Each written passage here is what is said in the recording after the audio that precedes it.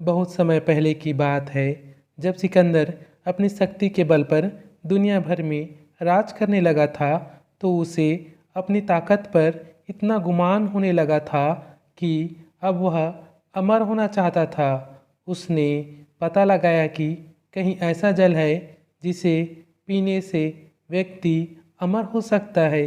देश दुनिया में भटकने के बाद आखिरकार सिकंदर ने उस जगह को खोज लिया जहाँ पर उसे अमृत प्राप्त हो सकता था। वह एक पुरानी गुफा थी जहाँ पर कोई आता जाता नहीं था।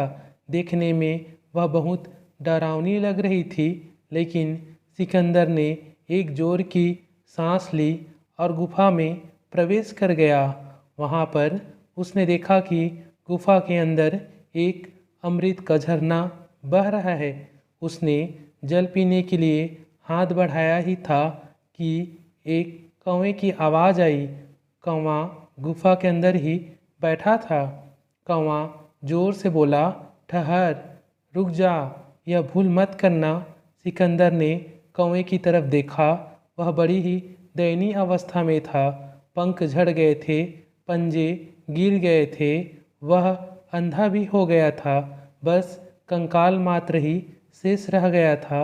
सिकंदर ने कहा, तू कौन होता है मुझे रोकने वाला? मैं पूरी दुनिया को जीत सकता हूँ, तो यह अमृत पीने से मुझे तो कैसे रोकता है?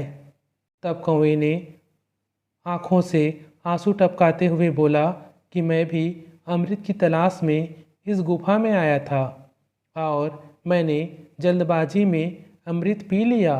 अब मैं कभी मर नहीं सकता, पर अब मैं मरना चाहता हूँ, लेकिन मर नहीं सकता। देख लो मेरी हालात। कौवे की बात सुनकर सिकंदर देर तक सोचता रहा। सोचने के बाद फिर बिना अमृत पिए ही चुपचाप गुफा से बाहर वापस लौट आया। सिकंदर समझ चुका था कि जीवन का आनंद उस समय तक ही रहता है जब तक हम उस आनंद को भोगने की स्थिति में होते हैं।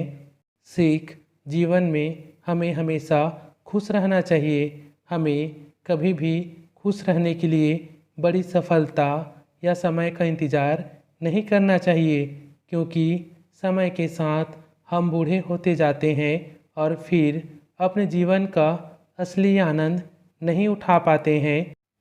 यह वीडियो अच्छा लगा हो तो लाइक एवं शेयर कीजिए तथा हमारे चैनल को सब्सक्राइब कर दीजिए। धन्यवाद।